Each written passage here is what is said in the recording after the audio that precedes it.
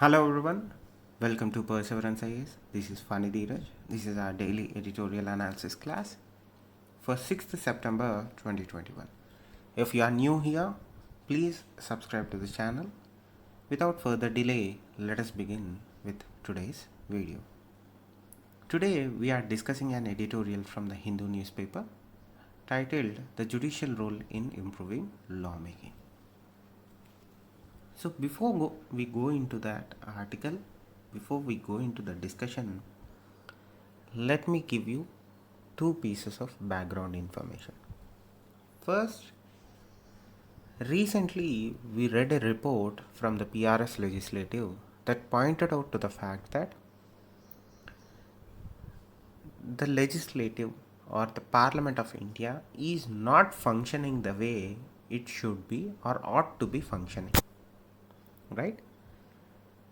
We are seeing a lot of bills being passed, meaning the volume of bills from the parliament being passed is high, but what has reduced is the amount of time that is spent on discussing those bills. Right? What was the substance or summary of the PRS legislative report? It pointed out to the fact that despite passing 22 bills in a single session, the productivity of Indian Parliament was only 22% or 20%. Right? They came out with a number indicating that the amount of time spent on deliberating or discussing each bill was anywhere between 10 to 15 minutes and not more than that. What was the longer time that they spent on a single bill? The highest was 1 hour, which was in regards to the OBC bill, which passed unanimously without any opposition.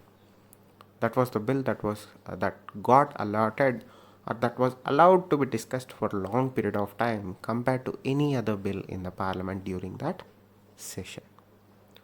So what are we seeing in the Parliament of India? We are seeing a case where the number of bills are being passed is high, but the amount that is allocated, the amount of time that is allocated to discuss, deliberate, scrutinize each bill that is being introduced to the House before it is passed as an act of parliament is reducing.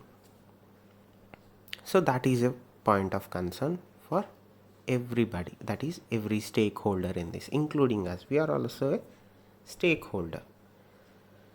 So we are seeing a case where there is a deterioration in the quality of deliberation in the parliament. So that should be a point of concern for everybody involved. Right? Second bit of information that we need to discuss before getting into this article is this article talks about judicial role in lawmaking. Right? India has the principles of India follows the principles of separation of power, where one organ of the government does not interfere in the functioning or the operation of another organ of the government of the Indian system.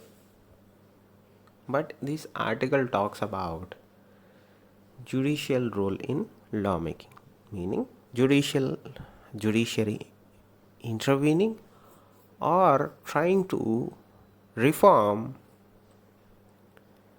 the parliament, the legislative aspect of it, or the legislators. As I said, we believe in the principles of and follow in the principles of separation of power. So the caveat or the disclaimer that everybody should keep in mind is when one organ of the government tries to interfere in the functioning and the actions of other organ, that is a bad precedence, and it would be a short time before somebody with bad intentions would try to destroy the entire structure or may use it for nefarious or purposes that are not in line with public safety or public interest. So the idea of interference from one organ into the functioning or the day-to-day functioning of other organ is not optimal. It is not desired. So that is one concern and one belief, that is the separation of powers, that we have to keep in mind when we are going to discuss this article. Now let us discuss this article in detail, point by point. So the first thing is, yes, we have established and we have seen, there is enough data to suggest the same also, that the quality of deliberation in the parliament has gone down. So there has been a call from multiple stakeholders, different stakeholders, calling for reforms in the way the parliament is functioning. Right?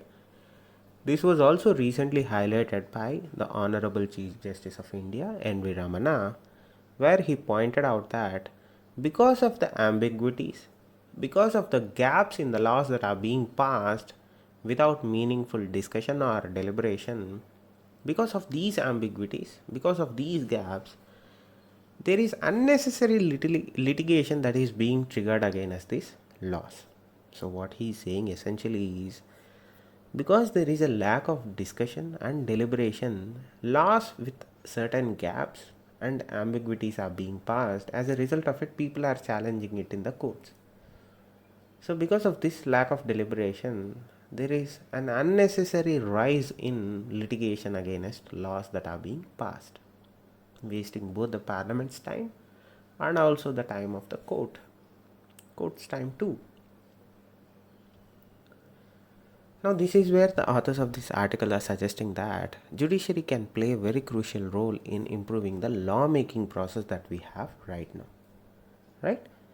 What we established is that laws are being passed without adequate notice and adequate deliberation. Right? As a result of it, there is a scope or greater chance that the laws that are being passed right now may affect an individual's rights, individual's fundamental right. So again, that is not something that is desirable. So we have to be mindful of that fact also. Now, what is the role of a legislator? A role of the legislator is simple. He is the representative of the people who elected him. So his duty is that he uses that time for the betterment of public's life, his electors' life. Now, whenever a bill is being put up for vote in the parliament, that respective legislator must consider the pros and cons of the bill that is being put up for vote, and consider the fact whether it will be advantageous to the public or disadvantageous to the public. Will it affect the public in one way or the other? If it's so, in what ways? Does it address the concerns of the public? So these are all the things that a legislator who has been elected to represent the people must keep in mind before they cast their vote in the parliament. Right? What does it entail? It entails a detailed discussion on every aspect of the law. Still, if the parliament and the legislatures are not happy with the explanation given by the respective ministers, and they are not happy with the evidence that is being submitted along with the bill, then these bills must be given to or forwarded to parliamentary committees, where experts along with public representatives discuss and scrutinize every aspect of the bill. Right? They even look into the fact whether what would be the optimal outcome or the final outcome if the bill comes into practice. But in the same PRS legislative, again we saw those case where the bills are not being forwarded to parliamentary committees, making them redundant. Right? So that is the current scenario. So what is the constitutional protection in this regard? What does the constitution say? There are two important articles. First, let us discuss the first one, which is Article 100. Right? Indian Constitution contains certain provisions like Article 100 that detail how laws are to be passed in parliament and also in state legislative assemblies. So there are certain provisions, these are conditions, there are rules that are to be followed when a bill is being put up for vote or bill is being passed as an act, as a law. So the Article 100 talks about bills securing majority vote in order to become an act. So there is this one process in the parliament called voice vote, in where a bill is being put through for voting through voice vote, and the speaker asks how many people are in favor of this bill. They say ayes. He asks how many people are not in favor of this bill. You hear nays from the representatives. But the problem is, you cannot exactly count how many people are saying ayes, meaning yes, how many people are saying nays, meaning no. There is no clear way to count it because it is a voice vote. So depending on it's like depending on the sound of nays and ayes, the bill is passed. The bill becomes an act, and these are not always counted. So there is a greater chance that a bill might have passed or a bill may pass without securing the majority vote that is required under Article 100.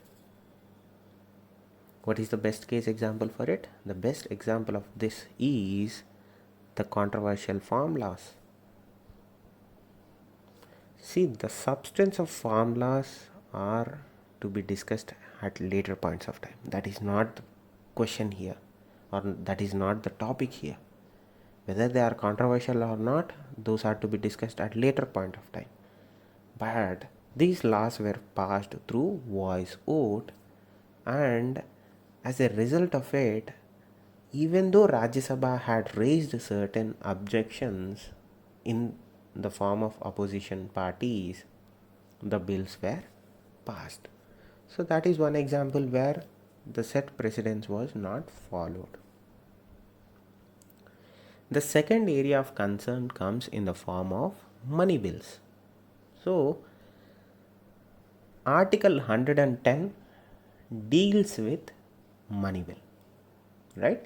Article 110 identifies the areas where that can be governed through the enactment of money bills. That includes imposition of tax, regulation of borrowing and appropriation of money out of the consolidated fund of India.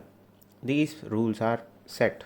You have certain provisions that had to be followed in case of money bill under Article 110 of Constitution of India. But bills that are not actually money bills are being certified as money bills. Why is that being done? This is being done to bypass the scrutiny by Rajya Sabha. So when a government wants a bill that they want it to pass without opposition from Rajya Sabha, what they tend to do is they tend to certify it as money bill, right? Who has the authority to agree whether it is a money bill or not? The Speaker of the House. And generally the Speaker of House tends to agree with the government. So even though in reality the bill that is being certified as a money bill is not actually a money bill, for convenience it is being certified as a money bill nonetheless. And as a result of it, the scope that Rajya Sabha has in the process of scrutinizing, discussing, raising some valid points is taken away, right? These are the two cases of concern. So what is the best case example of money bill? It comes in the form of Aadhaar case, where the Supreme Court to an extent recognized its power to check whether such procedural provisions had to be complied with or not. This was a case of judicial activism, right? Where the judiciary stepped in and said that you cannot do certain things, you can do certain things. There is a limit to what you can do in this regards, right? Now, judiciary uses the process of judicial review to deliberate on factors if a bill is constitutional or not. A bill goes through judicial review process to test or for the test of constitutional validity. Right? You have a law, the court conducts judicial review of the law where it is put for the test of constitutional validity. If it passes, it is constitutional. If not, it is unconstitutional and it is struck down in some cases, or it might be asked, or the courts might ask the government to reframe the law or amend the law conforming to the constitutional principles. Right? Now, here the court's role is to call on the state and ask them, you are passing a bill, right? What is the reason behind passing this bill? What is the valid reason behind it? Is it valid at all? Right? Where the court also examines what is the reason behind it. Is it reasonable to pass such bill to answer that problem? Is there some reasonableness in that, in the measure that you are bringing in through this bill? That is what the role of court in judicial review. They test the constitutionality of it and also the reasonableness of the act that is being, the bill that is being brought in. Now, there is another important measure other than the process of judicial review that tests individual laws, right? Where the courts deliberate on laws and they evaluate the constitutional validity of laws, right? This is called presumption of constitutionality, right? The process where the courts deliberate on the constitutional validity, where they evaluate the constitutional validity of laws, is called presumption of constitutionality. This is a doctrine. The courts can make deliberation a factor in choosing whether to employ the doctrine of presumption of constitutionality or not. What does this doctrine require? This doctrine requires the court to exercise restraint and defer to legislative judgments on the reasonableness of law. Okay? Now let us explore the presumption of constitutionality in a bit detail. The term presumption of constitutionality is simply a legal principle that is used by courts during statutory interpretation. What is statutory interpretation? It is the process by which courts interpret and apply a law that is passed by the legislature, such as Parliament. Right? What is the condition here? The court ought not to interpret the statutory provisions unless compelled by their language. See, the court cannot invoke this or cannot interpret the statutory provisions of a law until the language of the law is confusing or ambiguous. Unless the language compels the courts to interfere to interpret the language, they cannot do so. If the language of a bill is such that it would make it unconstitutional, then the courts can interpret it. Then the courts can interpret the statutory provisions. Now, there is a presumption in favor of constitutionality of legislation or statutory. So what happens is, the court presumes that it is always in favor of the government, in the sense that, be very careful with what I am telling you. The assumption is that the court, when it looks at the act, it always assumes that, or comes from the point of presumption that the act that they are trying to interpret is always in the favor of constitutionality.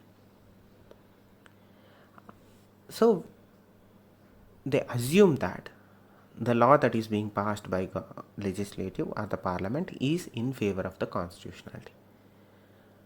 Until and unless it violates the fundamental rights that are guaranteed under the Part 3 of the Constitution of India, they are not going to test it.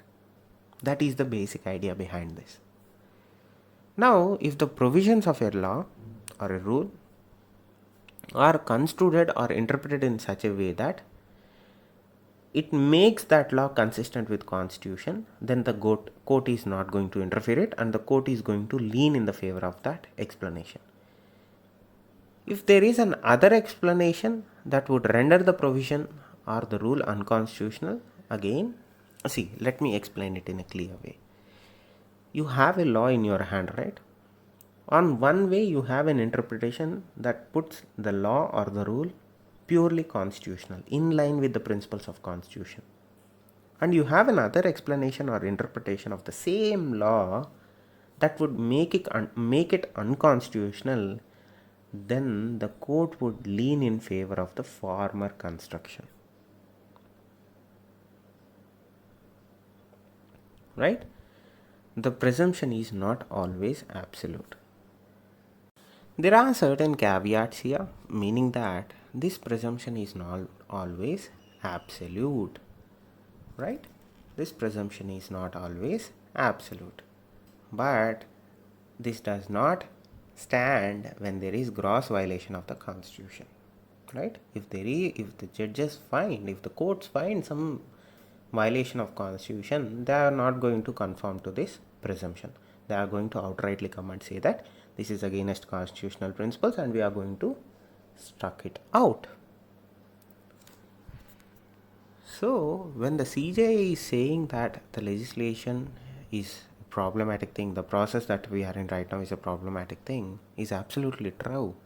But while suggesting the same thing, he also pointed out to the fact that the legislature be reformed from within is admittedly the ideal solution to remedying the legislative dysfunction without raising concern for separation of powers. So to put it mildly, whatever the reforms that our legislatures need right now or the parliament needs right now, it should come from within. Then it wouldn't raise the concern of separation of powers. Otherwise, if you see the judiciary trying to involve into reforming the legislative or the parliament, again that part or that action raises the concern of separation of powers in our country, which puts again a bad precedence where it can be misused by one or the other side. There is a greater scope for it to be misused if wrong persons get into powerful positions. Okay, this is what judicial role in legislature is. This is what presumption of constitutionality is. That is why we have to be very careful. There are already procedures called judicial activism, judicial review, and a presumption of constitutionality that act as checks and balances on the ambiguities and the reasonableness of laws that are being passed by parliament. But as far as the dysfunctional aspect of it, whatever the reforms that need or are the need of the hour in the parliamentary structure in our country, they should in an ideal form come from within the legislative bodies themselves and not by other outside references or reforms. Thank you. Stay safe. Hope this video has been helpful. Hope you are able to learn something new. Please do subscribe. Namaste.